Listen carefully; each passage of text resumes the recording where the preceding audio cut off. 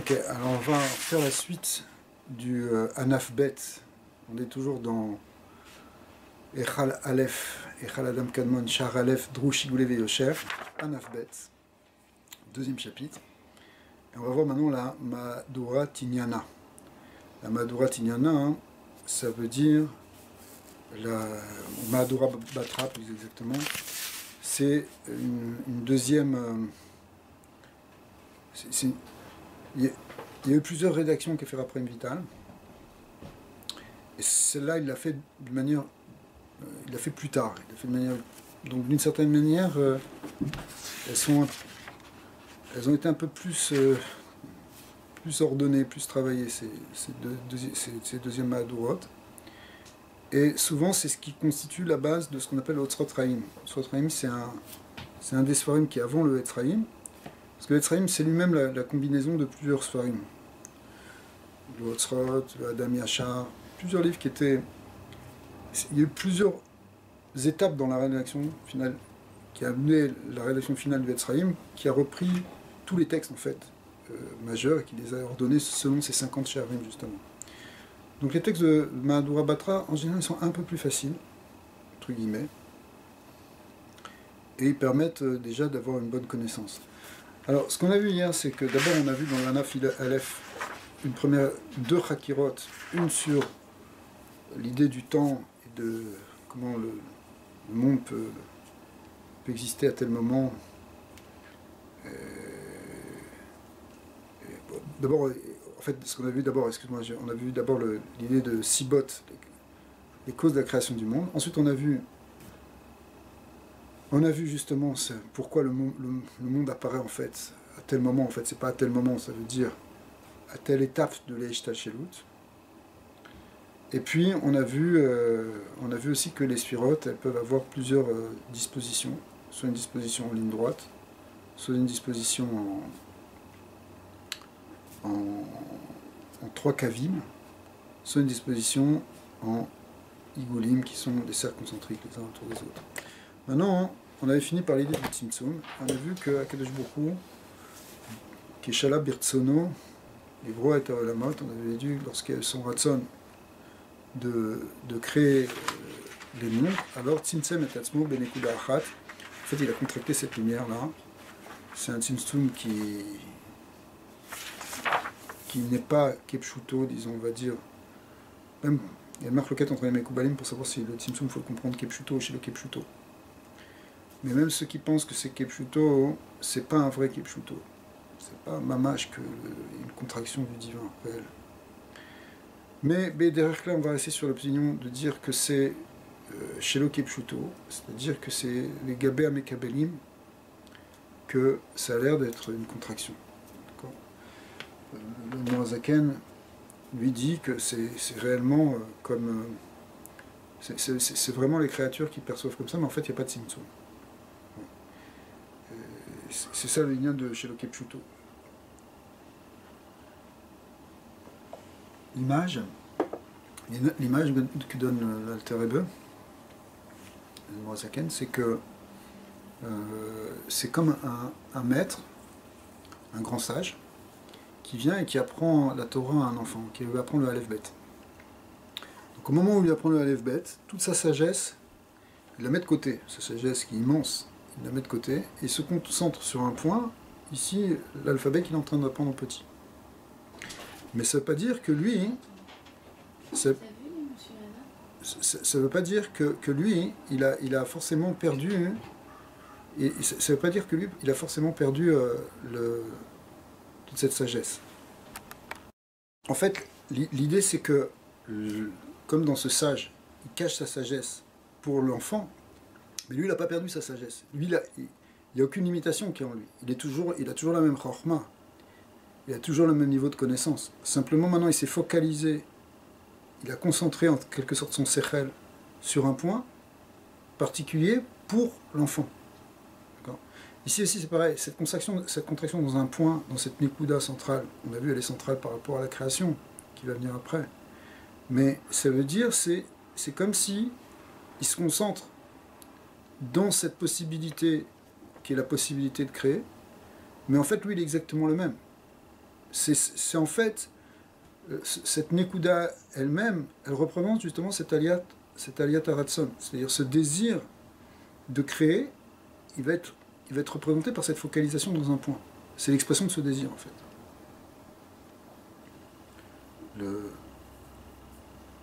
Le Ramchal lui dit, aussi que c'est chez Loké Pshuto, il explique que en fait le Or Sof c'est le Ratson Elyon, c'est la volonté suprême. Et dans ce Ratson Elyon, il y a qui est infini et qui est indéterminé en quelque sorte, on ne peut pas dire quelque chose dessus, quoi que ce soit dessus, d'accord. Mais à un moment, il y a l'apparition au sein de ce Ratson d'un Ratson précis qui est le Ratson de la Bria, le désir de créer. Donc aussi, c'est pas un Tzimtzum Kepshuto où on dirait que la lumière de Dieu elle s'en va, c'est un peu la même chose que ce qu'on vient de dire dans l'Admorazaken, c'est-à-dire c'est la concentration de la pensée, enfin du désir, dans un désir particulier. Mais ça n'affecte pas le reste du Ratson d'Hachem. Sauf que le reste du Ratson d'Hachem, on n'en connaît rien, c'est qu'il est simplement infini. Mais maintenant, il y a la vision de celui-là, un peu comme, pour reprendre l'image d'avant, comme l'enfant, lui, il voit rien de la chorma du sage. Il voit que ce qu'il est en train de lui donner, c'est-à-dire le Aleph Bet. Donc nous aussi, quelque part, on voit que cette possibilité qui apparaît. Avant, on voit rien, on voit que le Or Sof. C'est-à-dire quand on dit Or Sof, c'est une lumière qui n'est justement pas perceptible, puisqu'elle est Ensof. D'accord. Eh bien, puisque qui dit Ensof dit les Ma'alamina Saga, au-delà de toute perception, de compréhension. Mais maintenant, on va voir justement qu'il y a un Ratson de créer. Ce qui va donner la création. Ouais. Alors on peut attaquer maintenant la Madhura Bratra.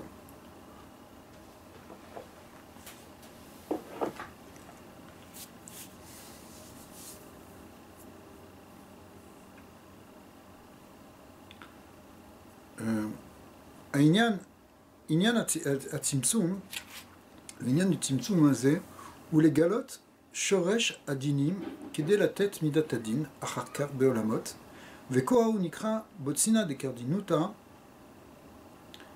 כמו חוטי קרדינותא. Alors on va expliquer cette phrase, mais l'idée elle est la suivante. Hier, et ce qu'on vient de reprendre ce matin, c'est qu'on a expliqué que c'était pour dévoiler justement le Ratson de créer, et aussi finalement l'aspect du fini, dans l'infini. Ici, finalement, cette idée de fini, elle est définie, elle est exprimée sous forme de gilouï de la Midat Hadin. Parce que le Or Ensof, étant donné qu'il n'a pas de limite, on ne voit pas du tout de Gvura dedans. C'est que, en fait, une Itpashtout dehors de Chesed. Le Chesed, c'est Itpashtout, c'est déploiement. Donc, le déploiement, il est infini. Mais au moment du Tzimtzum, puisque la limite va apparaître, le principe de la limitation qui va donner justement, va apparaître, en fait, il était dedans, puisqu'on a dit que le fini, c'est comme une possibilité qui est au sein de l'infini, mais maintenant il apparaît en tant que tel. Du coup, ça fait apparaître aussi la midata din, c'est-à-dire la rigueur. C'est la même chose. Le din est lié avec la notion de limite. Pourquoi ? Parce qu'après, on en a besoin pour les olamot. Et effectivement, l'image qui est donnée ici, c'est-à-dire botsina de kardinuta, c'est-à-dire la lampe obscure, c'est un symbole qu'il faut expliquer ici maintenant, enfin c'est un symbole du Zohar. En fait,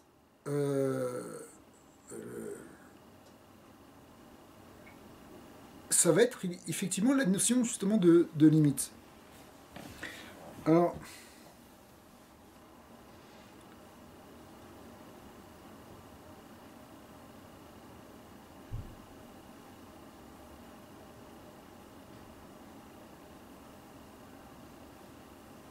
regarde la note E dans la Gaot Biurim. Vekatav Mono Araprim Vital, בפרק ב' בספר כתב יד על השמש, של שמש, Le Shemesh, c'est Rabbi Shalom Sharabi qui a fait un pirouche dessus, et il ramène dans ses Ktaviad une explication ici de la Prime Vital. Vezé les Shono, il ramène en son nom que quoi? Que Venirene Aniudati Imanal, Beperek Aleph, qui a Nekuda Aemtsai, le point central dont on parle, Shu Shoresh Aelem Adin, qui est le principe du voilement et du din, Nishar Sham Bimkomo. En fait, cette Nekuda, elle représente le din, c'est le Kohar Aelem. On l'appelle Kohar Aelem parce que, qui dit limite, dit voile. C'est un arrêt dans la lumière. En fait, cette Nekuda, elle reste à sa place. Veor ha-chesed. Mais au départ, il n'y avait que du Or ha-chesed. Alors qu'est-ce qui devient ce Or ha-chesed? Nistalek v'nitzamtsem el hatzdadim. Donc en fait, si tu veux, il y a une contraction dans un point qui fait que c'est un peu comme quand tu lances une pierre dans un lac. Alors, dans le point, il y a une contraction qui se fait l'endroit où la pierre tombe, mais ça crée une onde qui va partir sur les côtés. C'est pareil, ici il y a une contraction qui fait apparaître ce point-là. Attention, quand on parle de contraction ici, c'est évidemment symbolique.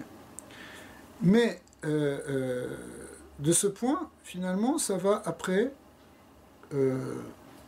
partir dans les tzdadim, c'est-à-dire sur le côté. Vanekuda emtsait, inisheret bebrinat avir sheino nitpas. Mais cette Nekuda, hein, elle va rester comme une lumière, comme un espace insaisissable, c'est-à-dire c'est comme un éther. C'est une substance primordiale, si tu veux, dans lequel, à partir duquel tout va apparaître. Mais évidemment, quand on dit Sheino Nitpas, ça veut dire qu'il a... On pourrait le voir comme du vide. Kenona qui gamme à avir nivraou. Mais cet avir, le mot avir, on pourrait le traduire par éther. C'est un mot qu'on a un peu oublié aujourd'hui, depuis la fin du 19e siècle, mais qui va revenir, qui commence à revenir à la mode chez les physiciens aussi, parce qu'on se demande ce qui se passe là dans le vide intersidéral, qui est plein d'énergie, donc c'est qu'il y a quelque chose en même temps. Et donc une forme, ce que les Mekoubalim et les médiévaux appelaient le avir. Avir, ça ne veut pas dire l'air, ça veut dire l'éther. C'est-à-dire, là c'est une substance sans masse, sans rien, si tu veux, mais qui est en même temps la surface sur laquelle tout peut apparaître. Veu mamash veino nifrad bilti barach. Un volume sans masse. C'est ça, c'est Un volume sans masse. Ouais, si tu veux. Exactement.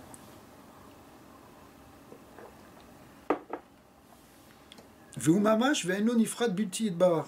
En fait, il y a quelque chose, mais qui n'est pas séparé d'Hashem Yitbarach. Ve'az bioto yechida bli chesed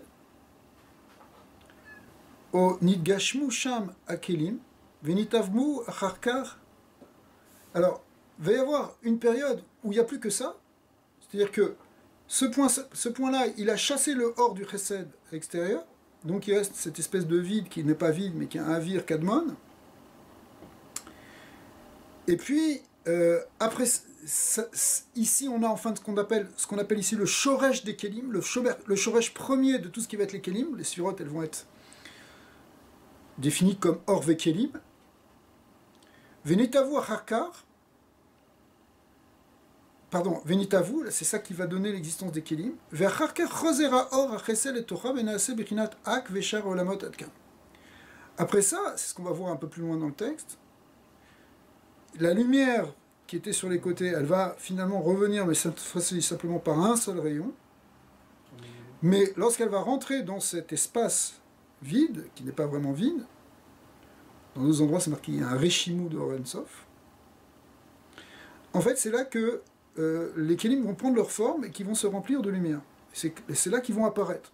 Avant il y a une potentialité de Kéli, pour l'instant on ne voit rien, mais il y a un potentiel du Kéli. Et au fur et à mesure que le Or va rentrer, elle va elle va rentrer, elle va remplir ses kelim, et elle va les faire apparaître.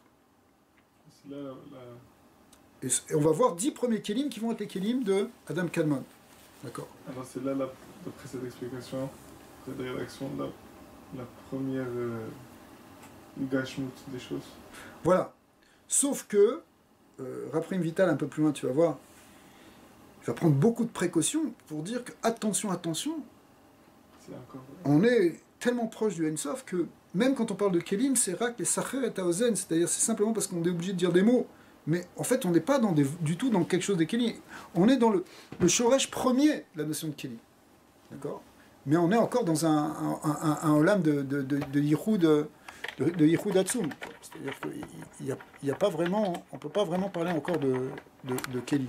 Est-ce qu'il y a un autre endroit où il y aura une gashmut plus... Oui, après ça va venir progressivement. Tous les olamot, à chaque fois qu'il va y avoir une nouvelle série de sphirotes qui sortent, qui apparaissent, ça va être de plus en plus, entre guillemets, épais. Je dis entre guillemets, parce qu'en fait, on est encore que dans un monde divin. Jusqu'à arriver à Tzilut, qui est encore divin. Et après, finalement, jusqu'à arriver à Bria, etc., où il y aura vraiment mamash la gashmiut. C'est-à-dire, même si ici on est quand même très proche, c'est là où il y a la transition entre... C'est ça. En fait, alors tout ça est contenu, si tu veux. C'est-à-dire que ce shoresh des kelim, il est contenu dans le Tzimtzum. C'est-à-dire que le Tzimtzum, c'est lui qui porte en lui, cette potentialité de Kelim. Et c'est pour ça qu'on va l'appeler ici Boutina el Kardenuta.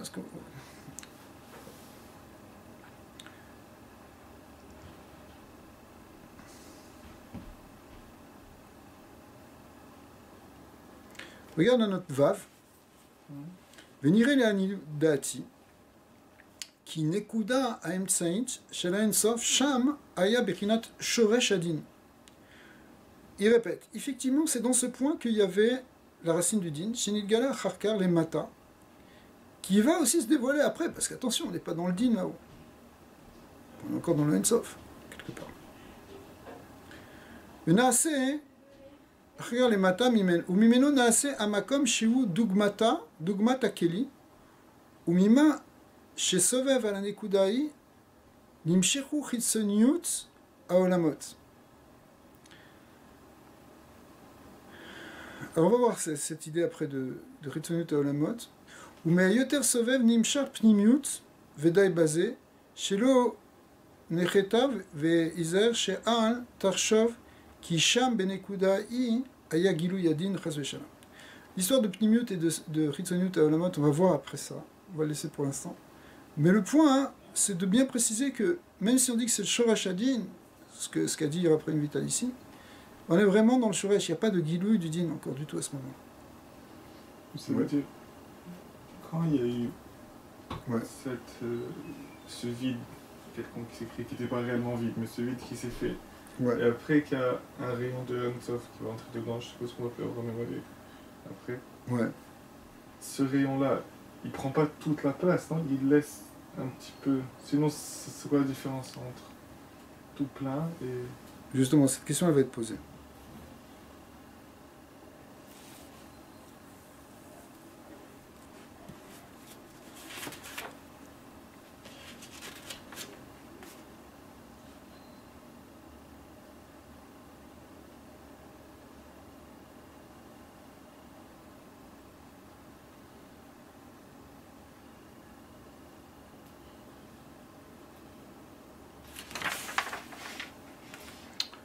Ok, avant de reprendre on reprend ce passage, après, t'as raison, on va descendre un petit peu. Vine, achar atzimtzum anal,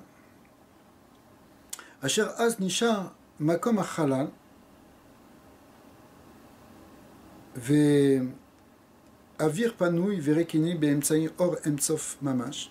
Donc, après le tzimtzum, qui a laissé donc finalement un espace vacant, vide, qui n'est pas vraiment vide, on voit qu'il y a quand même une certaine substance.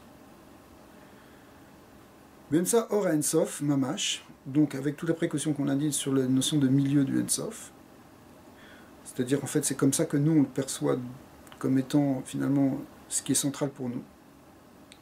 Kenal.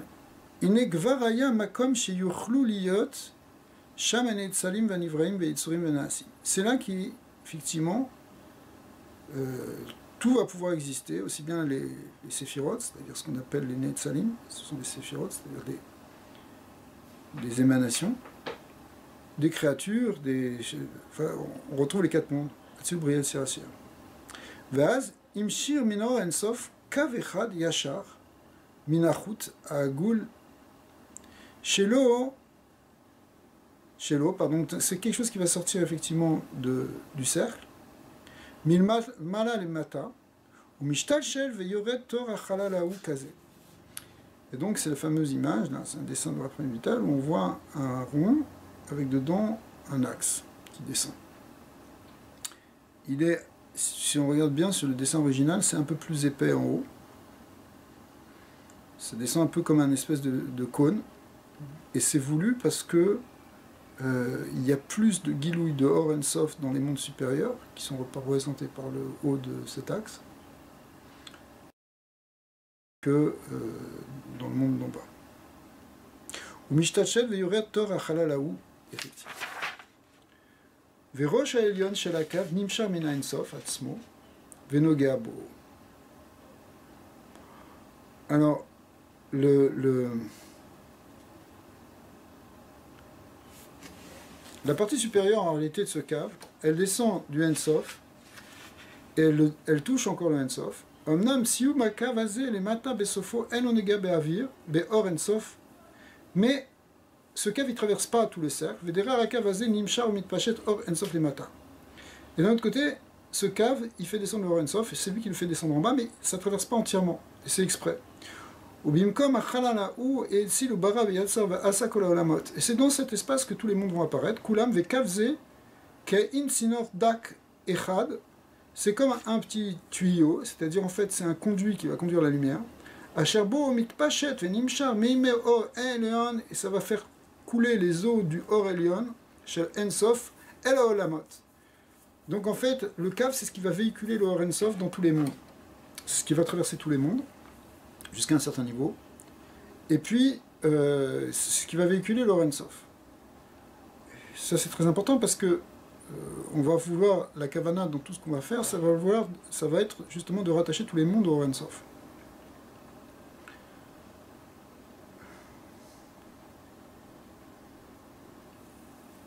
Donc effectivement,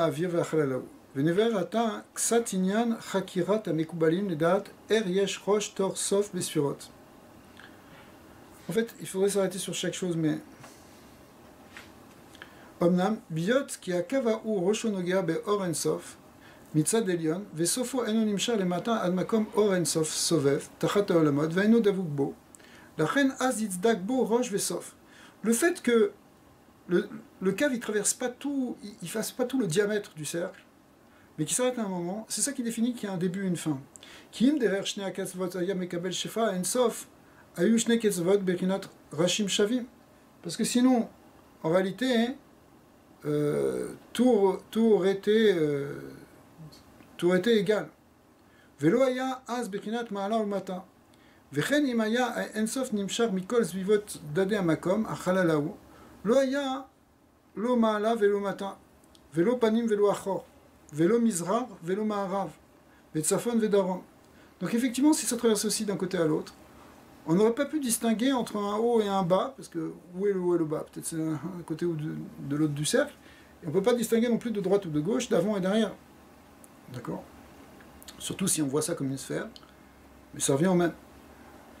Arbiyot or ensof nimshar deref kav echav litzinor dak bilvad, izdak bo ma'ala umata panim ve'achor, mizrar u'ma'arav, kimo shekadu be'ezrat Hashem, benavze beklal dvarenu.